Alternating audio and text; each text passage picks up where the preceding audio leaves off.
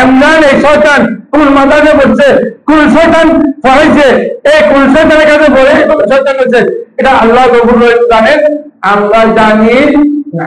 তাহলে আল্লাহ বলছেন এদের কথা কেন আছে? নবীজির উপর ঈমান আনলে আপনি যদি বলেন আমি আমার বাবার সুসন্তান, কিন্তু আমার বাবা মাঝে মাঝে চুরি করে, আমার বাবা মাঝে মাঝে চুরি করে, বাবা শুনে মাত্র কি করবেন? সিরে জুতে যেগুলো যেগুলো দিয়ে শুধু মারতে থাকবে। এই কি বলো, কি বললে তুমি? হয়তো আমি তো আপনার প্রশংসা করছি, কি প্রশংসা করছো? তোমার বাবা তুমি ভালো বলছো, মাঝে মাঝে চুরি করে বলছো, এটা কি বাবার প্রশংসা হলো না বদনামি হলো? সিরা জুতে যেগুলো আছে সবগুলো সে চলে আর এক জোড়ানি মারবে। কেন? দুই গালে মারতে থাকবে। কেন? তোমার বাবা মাঝে মাঝে চুরি করে। এগুলি কি বলো সরকার? বাবার প্রশংসা করে বলতে হবে আমার বাবা খুব ভালো, আমার বাবা খুবই ভালো। হ্যাঁ, আমি এখানে একটা সুন্দর কথা বলি, এটা শুনেন। কারো বাবা যদি চোর হয়, কারো মা যদি ডাকাত হয়, এই দুনিয়ার মানুষ চোর ডাকাত করতে পারবে, কিন্তু ছেলেমেয়েরা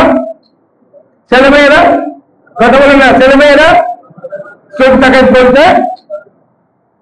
কারো ছেলে মেয়ে মুসলমান হয়ে গেছে, কিন্তু মা বাবা বিতর্কিত হয়ে গেছে, মা বাবাকে দিয়ে কিন্তু আদর মুশরিক এমনি করতে পারবে না না। অথচ মা বাবা বিতর্মী হলো মা বাবাকে কোন সময় প্র্যাকটিস করতে পারবে না। বিতর্মী হোক মা বাবার জন্য দোয়া করতে পারেন, আল্লাহ আমার মা বাবাকে হেদায়েত করো, এটা করতে পারবেন। কিন্তু মা বাবাকে কোন সময় কোন অবস্থায় কাদের বলে কিছু উল্টো পাল্টা কথা বলা যাবে না। ওনার মা বাবা অন্য মানুষ, দুনিয়ার অন্য মানুষ পড়তে পারবে, কিন্তু ওরা ছেলেরা পড়তে পারবে না। আমরা কিন্তু মুসলমান দাবি করি, আমরা নবীজির বদনামি করতে না একটু দুজনে। আবার বলেন আমরা কিন্তু মুসলমান, আমরা নবীজির বদনামি হয় এমন কথা বললেই মান চলে যাবে। তাহলে আপনার জন্য মৌলবী দামি বেশি না আপনার জন্য নবীজি দামি বেশি? এখন বুঝবেন না। যখন চক্ষু বন্ধ হবে, যখন কবরে যাবেন, আল্লাহ যখন জিজ্ঞেস করবে, হাদিস শরীফ আছে, যখন জিজ্ঞেস করবে মা তাকুলু ফি হাদার রাজুলে মুহাম্মদ সাল্লাল্লাহু আলাইহি ওয়াসাল্লাম, হাদিস শরীফ বলছেন যেটা, এই মুহাম্মদ সাল্লাল্লাহু আলাইহি ওয়াসাল্লাম সম্পর্কে তোমার ধারণা কি? কবরে যখন নবীজিকে হাজির করা হবে, তখন আপনি উত্তর দিবেন কি জানেন? যারা শয়তান তারা উত্তর দিবে কি?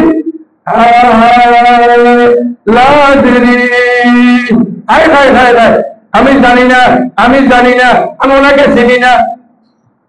আর যারা নবীজির উপর একান্ত ভাবে মেনে নিয়েছে, তারা বলবেন উনি তো, ওনাকে আমি চিনি, উনিকে ওয়া নবিয়ুনা মুহাম্মাদুর রাসূলুল্লাহ সাল্লাল্লাহু আলাইহি ওয়াসাল্লাম, উনি তো আমাদের নবী মুহাম্মাদুর রাসূলুল্লাহ।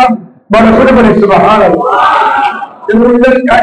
हे मन के लकीरों सर पर न कोई हामी न कोई आवत, बता दो आकर न मेरे पैगंबर जो सख्त मुश्किल जवाबों में है।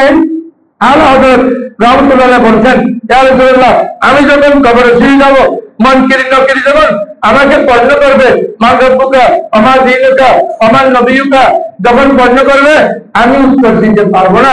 আমার পাশে মুনকির নকির খাড়া থাকবে, আমি উত্তর দিতে পারবো না। ইয়া রাসূলুল্লাহ, তখন আমাকে সাহায্য করতে হবে, আপনি আমাকে সাহায্য করবেন। বড় করে বলুন সুবহানাল্লাহ। ওনাকে